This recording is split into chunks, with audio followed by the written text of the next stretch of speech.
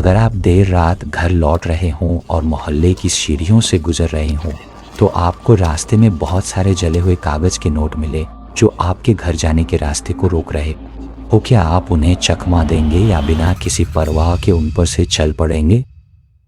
आज की कहानी एक फ़ैन जिसका नाम शुन है ने भेजी है, जो उसने अपनी मिडिल स्कूल की उम्र में अनुभव की एक सच्ची और अजीब घटना बताई है ताकि सभी को समझने में आसानी हो। मैं इसे पहले व्यक्ति के दृष्टिकोण से बताऊंगा। दीवान समाचार में मैं लियोनिंग के अपने पैतृक घर में मिडिल स्कूल में था। उस समय मैं किशोरावस्था में था, पूरी तरह से शरारती और विद्रोही था। हर दिन स्कूल से घर लौटकर रात का खाना खाता और फिर अपने दोस्तों के साथ आधी रात तक मस्ती करता, तभी घर लौटता था।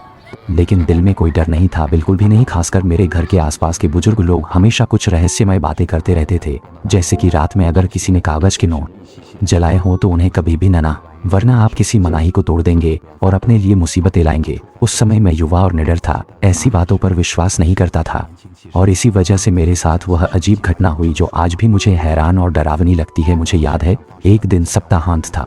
मैं और मेरे कुछ दोस्त बाहर पूरे दिन मस्ती करने के बाद रात में थके हुए शरीर के साथ घर लौटा। तभी अचानक देखा कि आवासीय क्षेत्र की सीढ़ियों में एक अस्थायी शेड बना हुआ था। मेरा दिल काफी जिज्ञासु हो गया और मैं उस शेड की ओर एक नज़र डालने से खुद को रोक नहीं पाया। ऊपर रखी हुई तस्वीर मुझे हैरान कर गई। क्या यह हमारे ब्लॉक की पहली मंजिल पर रहने वाले उस चाचा नहीं है? सच कहूँ तो उस चाचा का मेरे ऊपर अच्छा प्रभाव नहीं था। वो हमेशा भौं ताने रहते थे। उनका चेहरा ऐसा था जैसे कोई बड़ा दुश्मन हो।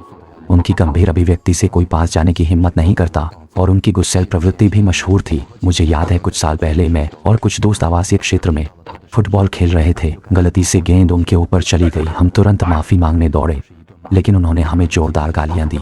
उन्होंने हमें इतनी बुरी तरह डांटा कि मैं बचपन में डांटे जाने की वह घटना याद करता हूँ। उस समय मैंने गलती से उनके घर के सामने अभी जलाई गई कागज की मुद्रा पर पैर रख दिया था। मैंने उस समय बुजुर्गों की उन मनाही वाली बातों को ज्यादा गंभीरता से नहीं लिया। मैं नहीं रखा और सीधे उस पर चल पड़ा। अजीब बात यह है कि जब मैंने उस कागज की मुद्रा पर पैर रखा तो मुझे पूरी तरह से अजीब महसूस हुआ, जैसे कोई अदृश्य चीज मुझे दबा रही हो और मैं सांस नहीं ले पा रहा था। अजीब सपना देखा जिसमें मैं बाहर से घर लौट रहा था और मेरा प्यारा कुत्ता जैसे मुझे पहचान ही नहीं रहा था और मेरे ऊपर लगातार भौंक रहा था। कुत्ते की ये जोरदार भौंक मुझे बहुत परेशान कर रही थी और मैं अचानक सपने से जाग गया। लेकिन अजीब बात यह थी कि मेरे घर का कुत्ता सच में मुझ पर जोर से भौंक रहा था। यह आधी रात थी और मैं डर रहा था। उन्होंने उसे डांटा और फिर कुत्ते को बालकनी में बंद कर दिया। अगले दिन मुझे अचानक तेज बुखार हो गया। उस समय मुझे लगा था कि शायद ठंड लग गई है। बुखार कम करने की दवा लेने के बाद धन्यवाद सभी का, लेकिन शाम तक भी मेरा तापमान कम नहीं हुआ। मेरे माता पिता को लगा कि घर की बुखार की दवा असर नहीं कर रही है। रात के आधे समय में वे फिर से बाहर गए और मेरे लिए दूसरी दवा लेकर आए। मैं धुंधली हालत में बिस्तर पर लेटा था। जब अनजाने में सिर घुमाया तो देखा कि कमरे के दरवाजे और बैठक के बीच एक जगह पर एक काला धुंधला सा कुछ था। शुरुआत में मुझे लगा कि शायद वहाँ रोशनी कम है, क्योंकि मेरे माता पिता ने मेरे लिए चाबी लेने के बाद सिर्फ एक छोटी सी लाइट जलाई थी जो चाय की मेज पर एक प्रकाश का गोला डाल रही थी। लेकिन वह काला साया उस प्रकाश को पूरी तरह से ढक रहा था। मैंने जोर से उस तरफ देखा तो पाया कि वह चीज कोई नियमित आकार नहीं रखती थी, बल्कि लगातार अपना आकार बदल रही थी और वह कुछ हद तक स्पष्ट थी, जैसे कोई अजीब काली धुंध हो। मैं उस काली धुंध से ढके हुए हिस्से को घूर रहा था, इसलिए मैं पूरी तरह निश्चित था कि यह मेरी तेज बुखार की वजह से हुई कोई भ्रम नहीं था, बल्कि वहाँ कुछ सच में मौजूद था। हालांकि उस समय मेरा शरीर बहुत कमजोर था और मेरा दिमाग भी भारी भारी महसूस कर रहा था। थोड़ी देर बाद मैं धुंधली हालत में सो गया। पता नहीं कितनी देर सोया। जब मैं फिर से जागा तो पाया कि मेरे माँ बाप अभी तक वापस नहीं आए थे और पहले मेहमान खाने में जो काला अंधेरा सा था वह अचानक मेरी खिड़की के पास आ गया। लेकिन मेरी गला किसी चीज से बंद हो गया था। मैं कोई आवाज नहीं निकाल पा रहा था और मेरा शरीर भी जैसे जकड़ गया हो, हिल नहीं पा रहा था। आधे बेबस होकर मैं डर के मारे अपनी आंखें बंद कर लीं। जब मैं प्रतिरोध छोड़कर मौत का इंतजार कर रहा था तो अनजाने में फिर से धीमे धीमे सो गया और फिर सपने में जाने लगा। सपने में मैंने अपने कुछ दिन पहले गुजर चुके चाचा को देखा।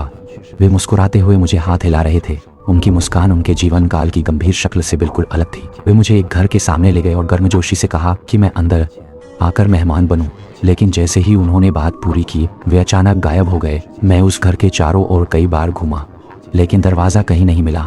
शायद मैं उस समय छोटा था, इसलिए बहुत सी बातें समझ नहीं पाता था और उस बिना दरवाजे वाले घर का मतलब क्या था, यह तो और भी समझ से बाहर था। मैंने अपनी आवाज़ निकालकर चिल्लाया, चाचा इस घर का दरवाज़ा कहाँ है? लेकिन जैसे ही मैंने सपने में अचानक जाग गया। एक बार आंखें खोलते ही देखा कि माँ बाप मेरे बिस्तर के पास खड़े थे। वह उन्हें बताया। सुनते ही उनके चेहरे का रंग बदल गया। वे एक दूसरे को देखने लगे।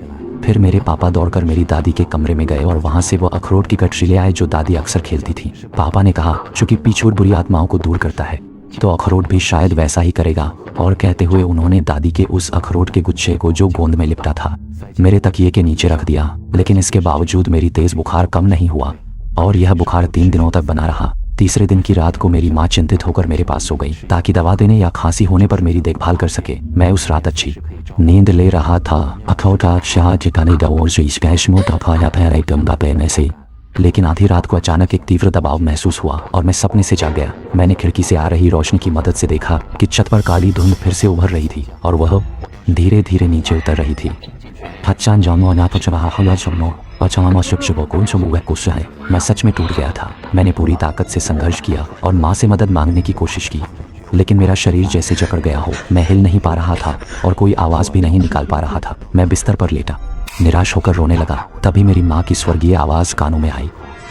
इसलिए वे दवा लेने के लिए तैयार हो गई। फिर मेरी माँ बिस्तर से उठी और लाइट जलाई। जैसे ही लाइट जली मेरा जकड़ा हुआ शरीर तुरंत ठीक हो गया। मैं हैरान था। घबराकर छत की ओर देखा, तब पता चला कि वहाँ कुछ भी नहीं था।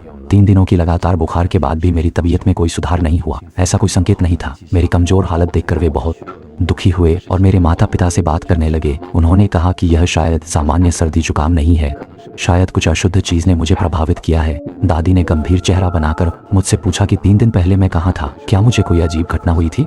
तभी मुझे उस रात की घटना याद आई।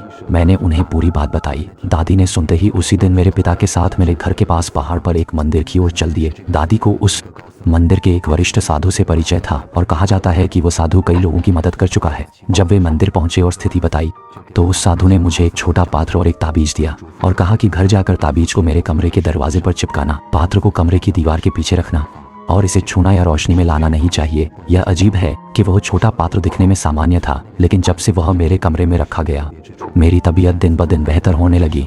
मेरे माता पिता को डर था कि यह समस्या फिर से हो सकती है, इसलिए उन्होंने सुरक्षा के लिए चारों ओर उपाय खोजने शुरू किए। उन्होंने सुना कि बुरी आत्माओं से बचाव के लिए ताबीज़ काम करता है, तो उन्होंने मुझे एक ताबीज़ की कड़ी दी और कहा कि इसे पहनूं। साथ ही सुना कि पिछोड़ बुरी आत्माओं को दूर करता है, इसलिए फिर मैंने अपने तकिए के नीचे एक छोटी पीपल की लकड़ी की तलवार रखी। मुझे नहीं पता कि आखिर कौन सी चीज़ ने असर किया, लेकिन उस घटना के बाद से मैंने फिर कभी कोई अजीब घटना नहीं देखी और अब मैं किसी और के जलाए हुए कागज के पैसे पर कदम भी नहीं रखता।